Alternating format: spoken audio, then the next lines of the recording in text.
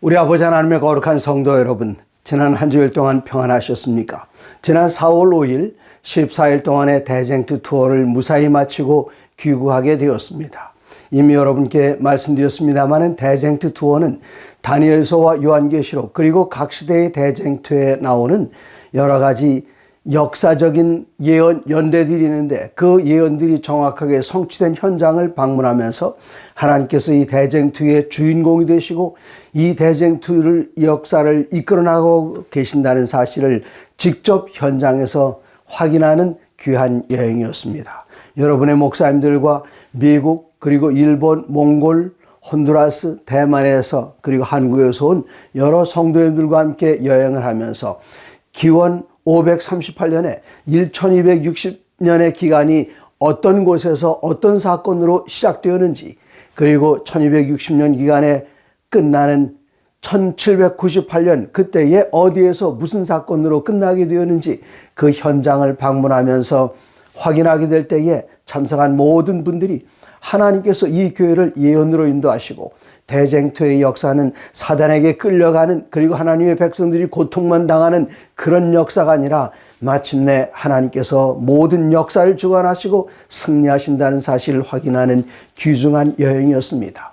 특별히 이번 여행은 이번 한 기 동안의 주제인 대쟁투와 맥을 같이 하기 때문에 마음 가운데 더 커다란 감동을 느끼는 체험하는 그런 기회였습니다.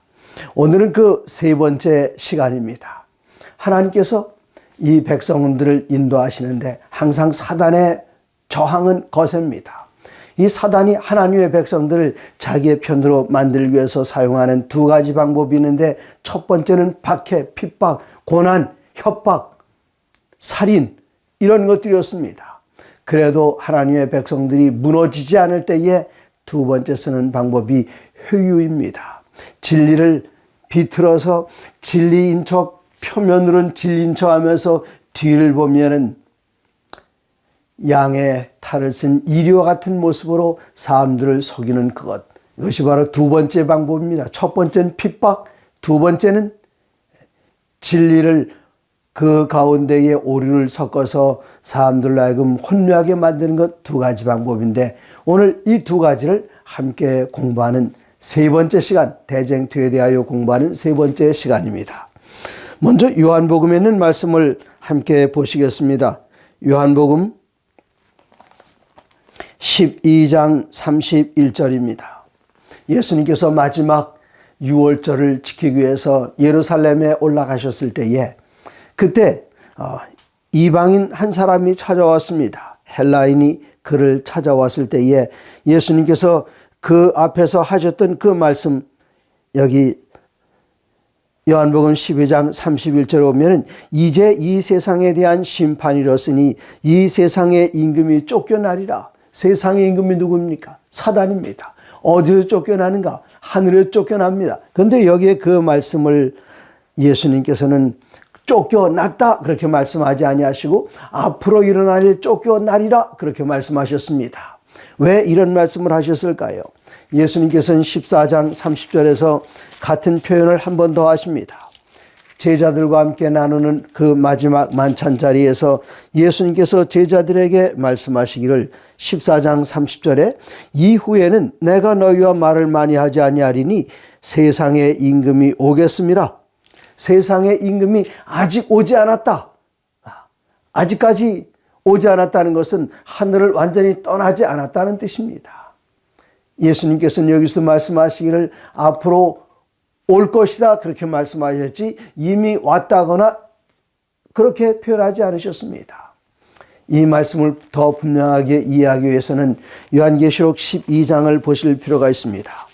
요한계시록 12장 7절의 말씀은 우리 예수님께서 하늘로 승천하신 다음에 하늘에 전쟁이 있으니 미가엘과 그의 사자들이 용과 더불어 싸울새 용과 그의 사자들도 싸우나 여기 이 전쟁은 제일 먼저 있었던 루스벨이 하나님 앞에서 반역을 이뤘던 그 전쟁이라고 보는 분들도 계십니다만은 우리가 그 전쟁에 대해서는 12장 4절의 말씀을 먼저 보시면 좋겠습니다.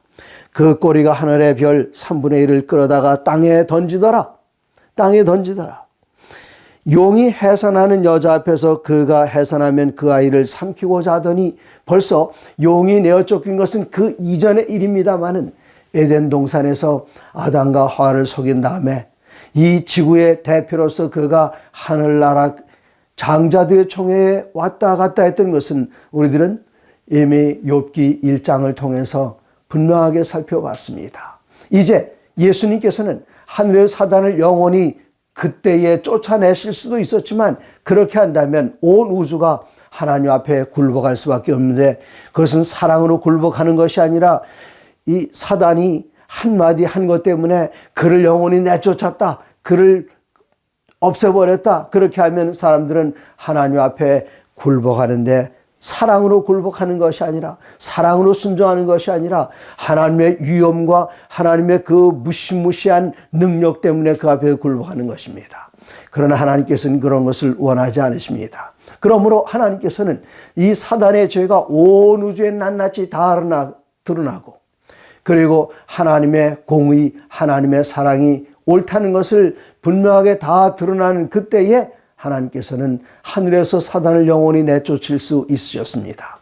마침내 십자가 위에서 사단의 모든 거짓과 사단의 속임수는 완전히 다 드러났습니다. 하나님의 공의와 사랑이 드러났습니다. 바로 그때가 우리 주님께서 사단을 하늘에서 영원히 내쫓을 때였기 때문에 요한계시록 12장 7절에는 하늘에 전쟁이 있으니 미가엘과 그의 사자들이 용으로 더불어 싸울세 용과 그의 사자들도 싸우나 이것이 바로 그리스도와 그의 사자들과 사단과 그의 사자들 사이의 대쟁투, 우리가 읽고 있는 대쟁투 그 책의 제목과 같습니다. 8절입니다. 이기지 못하여 다시 하늘에서 그들이 있을 곳을 얻지 못한지라. 사단이 처음에 하늘에 쫓겨났을 때는 그가 다시 하늘을 왕래할 수 있었지만 우리 주님께서 십자가로 승리하시고 하나님의 사랑과 의를 온 세상에 드러내시고 사단의 사악함과 그의 것을 완전히 다 드러내셨을 때 이때 예수님께서는 하늘에서 영원히 사단을 정리하실 때가 되었습니다.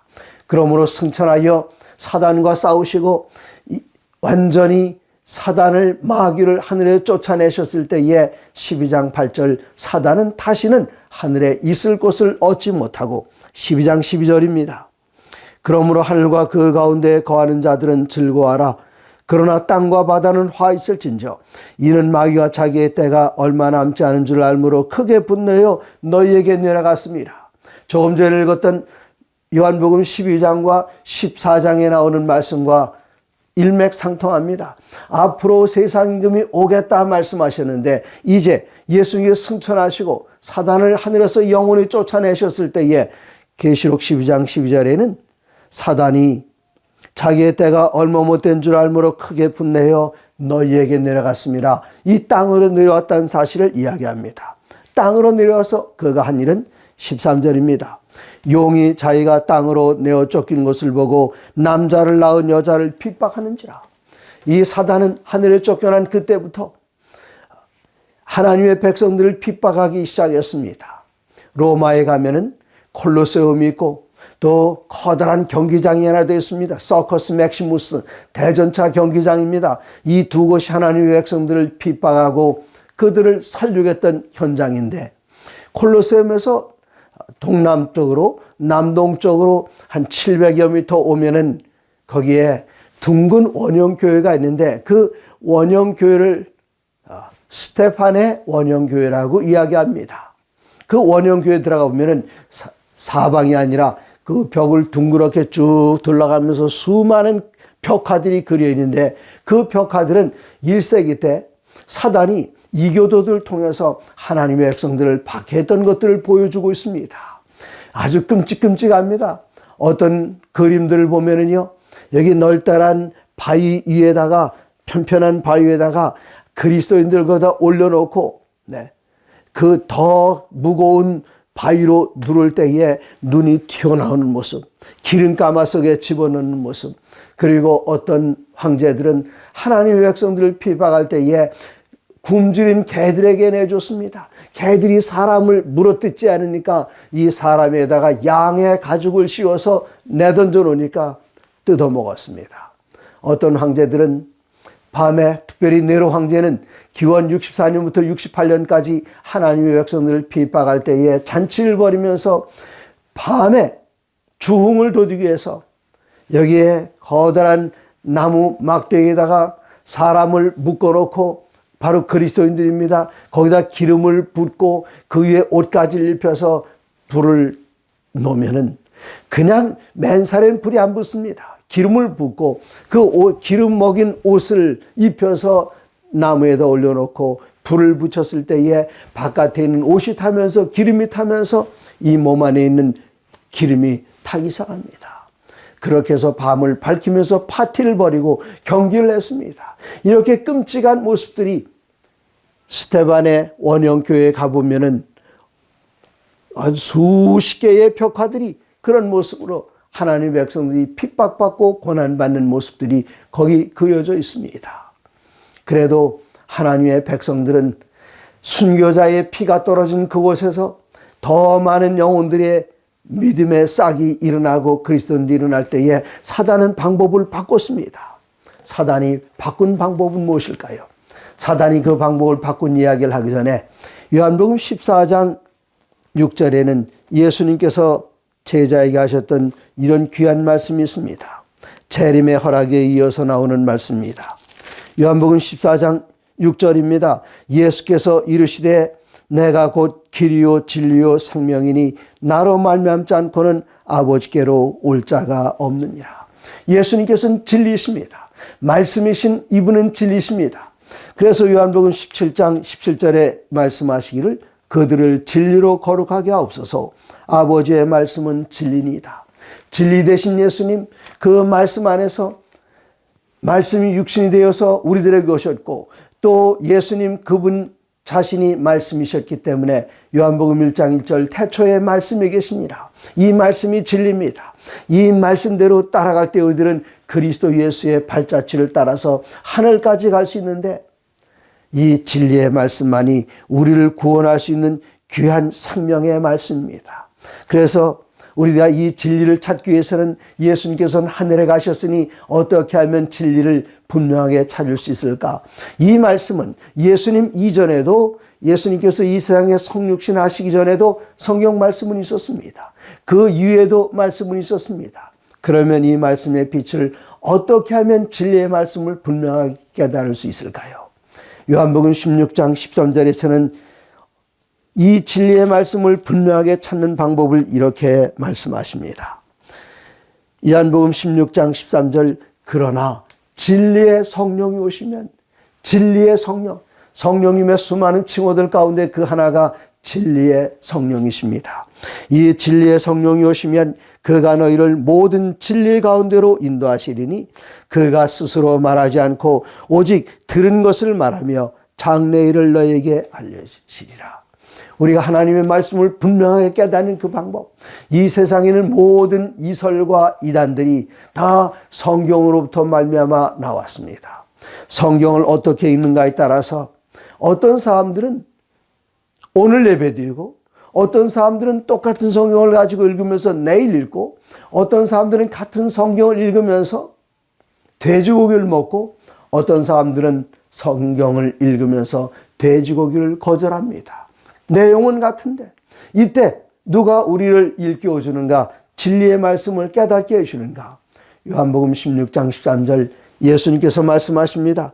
그러나 진리의 성령이 오시면 그가 너희를 모든 진리 가운데로 인도하시는데, 성령께서 혼자 판단해서 말씀하시는 것이 아닙니다. 어떻게 하시는가? 그가 스스로 말하지 않고 오직 들은 것을 말하며, 누구에게 듣지요? 말씀이신 우리 주님께서 말씀하신 것을, 그가 들은 것을 우리들에게 기억나게 하시고 또 정확하게 이해하게 하시고 분명하게 해석해 주시는 그분이 바로 성령이십니다. 그러므로 초대교회의 성도님들은 예수님을 직접 보았고 또 예수님을 직접 보았던 그분들이 증거하는 말씀을 통해서 믿음 안에 굳게 섰고 그 숫자가 더하여 갈 때에 사단은 하나님을 믿는 백성들을 여러 가지 모습으로 핍박하면서 그들을 죽음 가운데로 내몰았습니다. 그러나 그들은 핍박에 굴하지 않았습니다. 순교자의 피가 떨어진 그곳에서 더 많은 믿음의 싹들이 나고 열매들이 맺힐 때에 사단은 방법을 바꿨습니다. 사도행전 20장에서 사도 바울이 했던 그 말씀을 한번 들어보시겠습니다.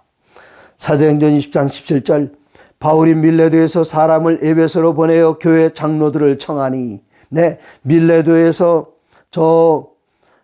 에베소까지의 거리는 한 60여 킬로미터, 그러니까 삼육대학교에서 2000 정도까지 가는 그 거리입니다.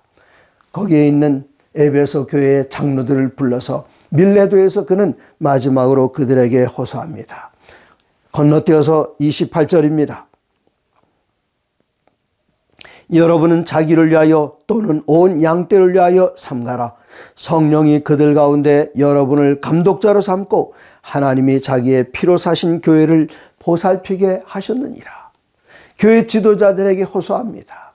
하나님의 교회를 잘 붙들고 이 교회를 잘 이끌어 나가 주시기 바랍니다. 이어서 하는 말씀 29절에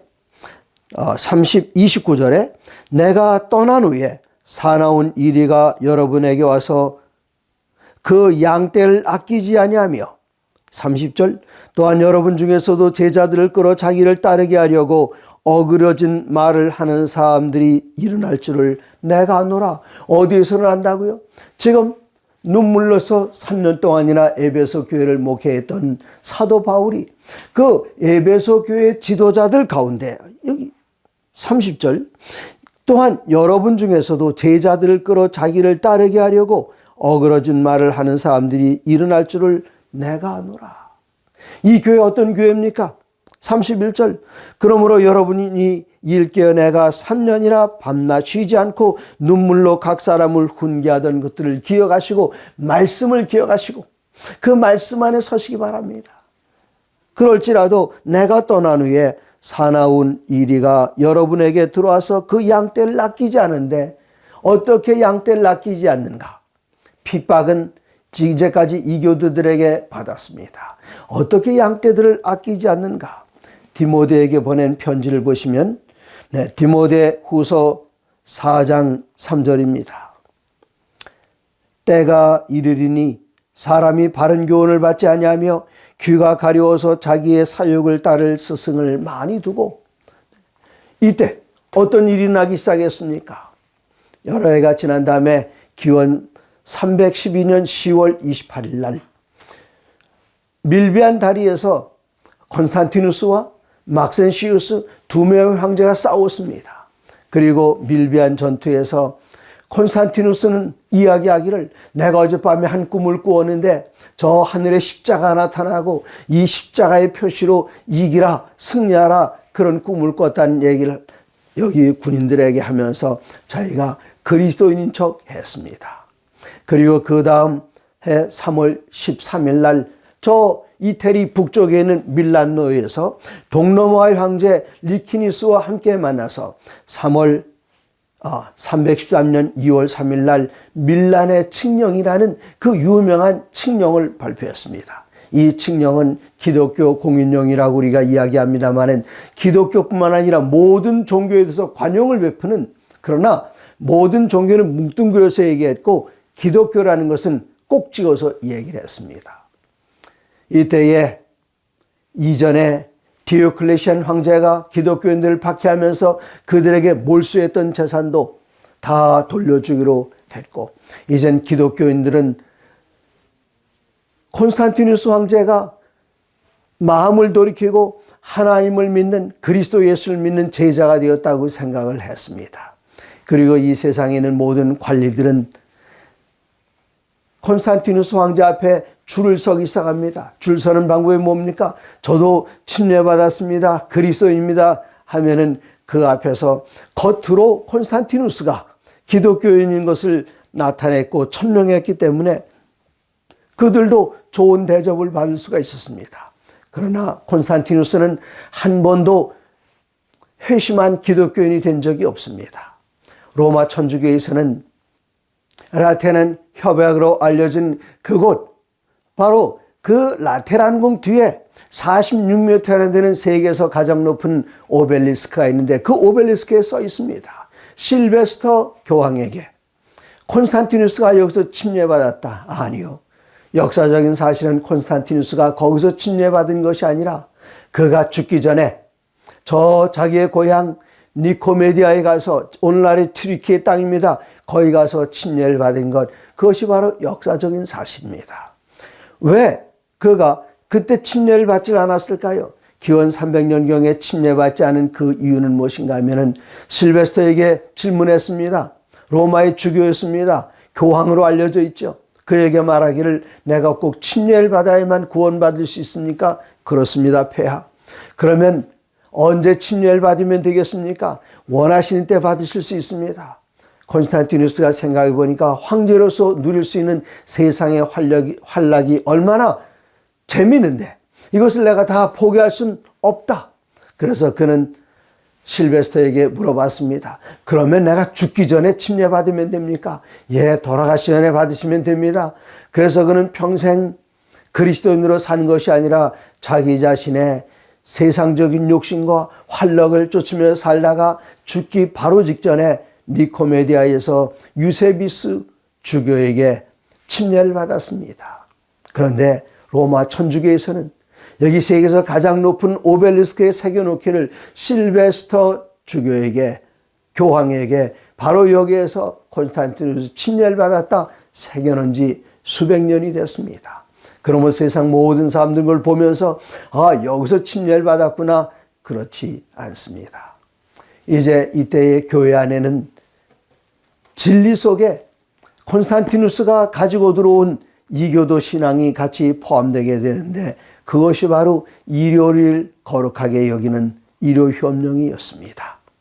그러므로 하나님께서는 분명하게 말씀하시기를 안식일을 기억하여 거룩시키라. 하나님의 거룩한 십계명 가운데 다시는 하나님의 백성들이 저 오리로 돌아가지 않고 죄악으로 돌아가지 않고 애굽으로 돌아가지 않도록 그 주셨던 십계명 한가운데 있는 그 계명이 바로 네 번째 계명 안식일 계명인데 이 안식일을 슬그머니 바꿔서 일요일을 지키기 시작했습니다.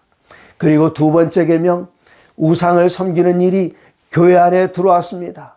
마침내 순결했던 초대 교회가 이렇게 변질되고 오류와 섞이고 진리와 오류가 같이 하나로 섞이게 될 때에 제일 먼저 교회의 분열이 왔습니다.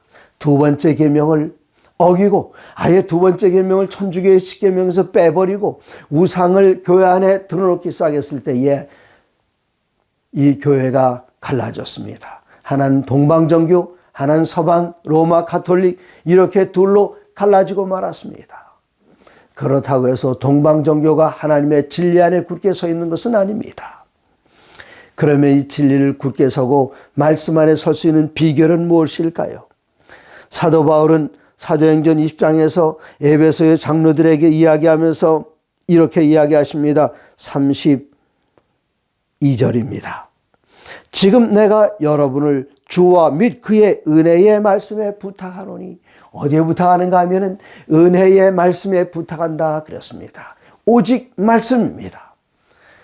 마틴 루터는 오직 말씀으로 종교개혁을 일으키는데 오직 말씀으로 솔라 스크립타라입니다. 다른 것은 전혀 아닙니다. 오직 말씀입니다. 어떤 분들은 말씀하시기를 성경 말씀을 첫째로 삼는다 그럴듯하게 들립니다.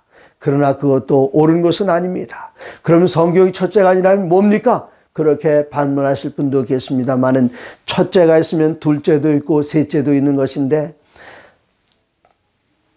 성경은 첫째이고 두 번째는 무엇인가? 교회의 전통이고 세 번째는 무엇인가? 사람의 이성이다. 누가 그렇게 이야기를 하죠? 바로 영국의 성공회가 내세우는 것이 그것입니다. 첫 번째는 성경, 두 번째는 교회의 전통, 세 번째는 인간의 이성적인 판단 그렇게 이야기하는데 아닙니다. 인간의 이성적인 판단도 아닙니다. 교회의 전통도 아닙니다. 오직 성경 말씀만으로입니다. 오직 성경 말씀으로 그것이 바로 종교개혁의 참된 정신이었습니다. 이 교회 안에는 우상숭배가 들어오게 되고 안식일을 대신하는 일요일이 들어오게 되고 또 영혼 불멸 사상이 교회 안으로 들어오면서 혼란해졌습니다. 어떤 길은 사람들이 보기에 바른 길처럼 보인다고 잠언 16장 25절에 기록되어 있습니다. 어떤 길은 사람이 보기에 바르나 필경은 사망의 길이니라. 거짓일수록 진짜처럼 보입니다. 가짜 참기름 파는 사람들이 내보이는 가짜 참기름일수록 진짜 참기름보다 더 진짜 같습니다. 냄새가 더 좋습니다. 그러나 그것은 아닙니다.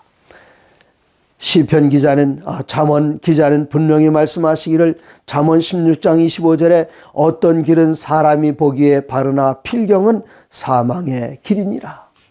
제가 이번 대쟁투 투어를 마치는 그날 4월 3일이었습니다.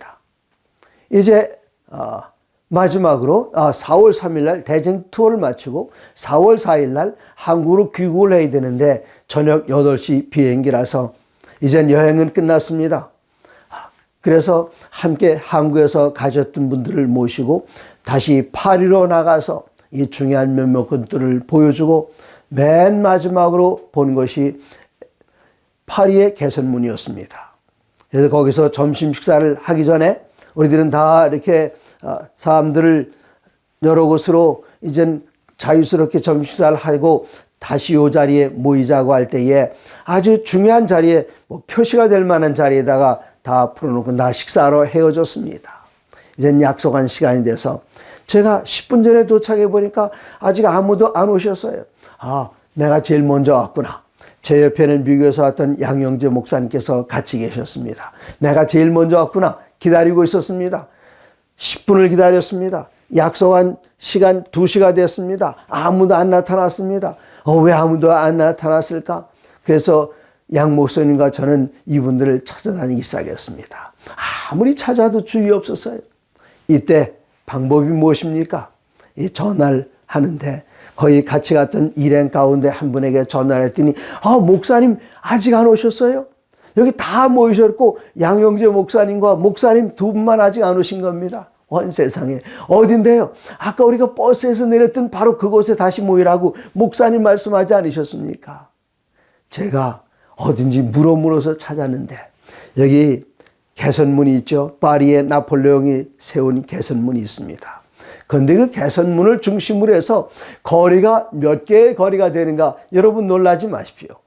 우리가 이 교차하는 거리를 사거리라고 이야기합니다. 그 다음에 Y자로 생긴 거리는 삼거리라고 말합니다.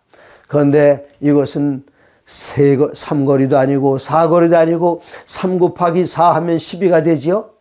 12개의 방향으로 길이 나 있었습니다. 거의 다 똑같았어요. 제가 기다리는 것이 바로 정확한 제가 이야기했던 그 길인 줄 알았는데 그 길이 아였던 것입니다.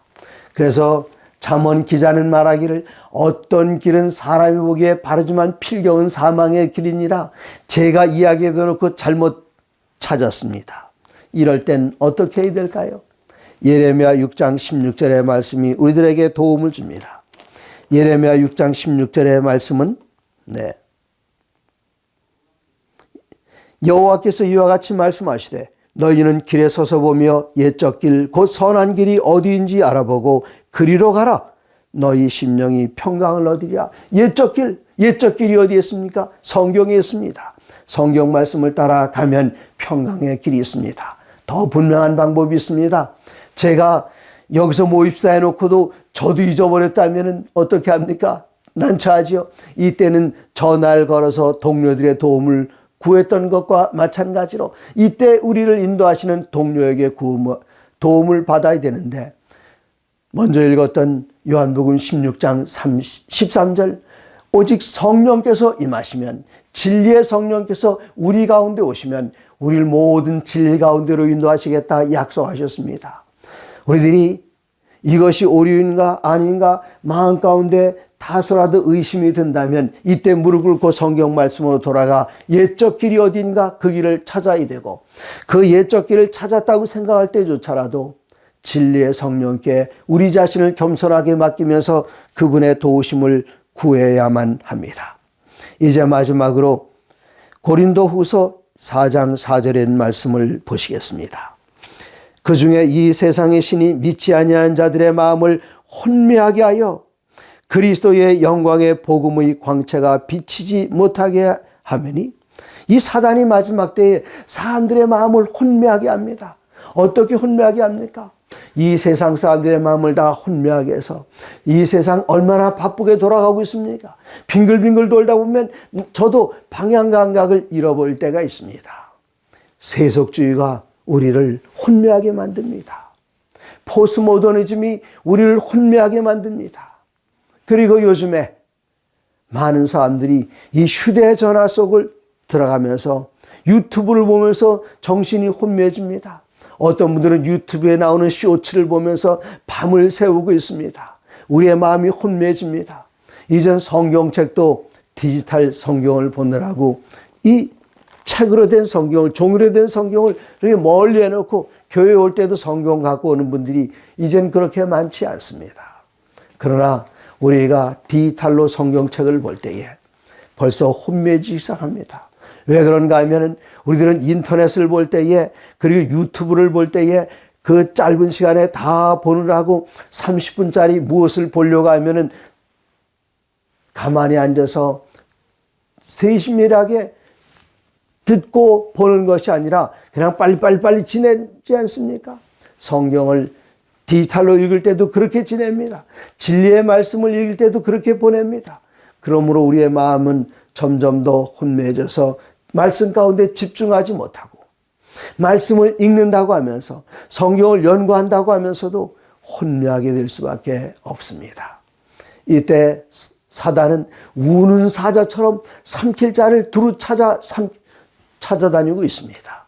이럴 때 사랑하는 여러분, 오직 하나님의 모든 말씀으로 살아야겠다는 결심을 가지고 옛적 길 선한 길이 어디 있는지 찾아보시고, 옛적 길 선한 길을 찾아가시면서도 때로 이 세상에는 모든 이단은 다 성경에서 나왔다는 사실 기억하시고, 우리가 말씀을 읽으면서도 내 자신의 판단에 의지하지 않고 하나님께 주신 이 귀한 지성을 성령께 굴복시키셔서 진리의 성령이 오시면 우리를 모든 진리 가운데로 인도하신다는 요한복음 16장 13절의 말씀을 기억하시면서, 사랑하신 성도 여러분, 오류가 온 세상을 뒤덮고 있는 이런 시대에 살면서일지라도 하나님의 모든 말씀으로 사시기 바랍니다.